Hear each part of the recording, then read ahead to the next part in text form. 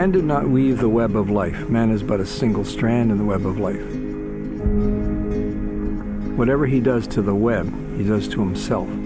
All things are connected.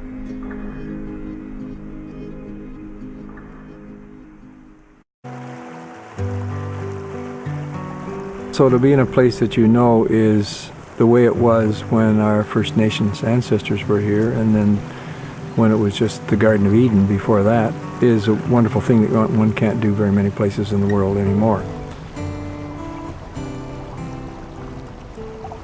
We should be doing whatever we can to protect our natural heritage because it's so precious in the 21st century.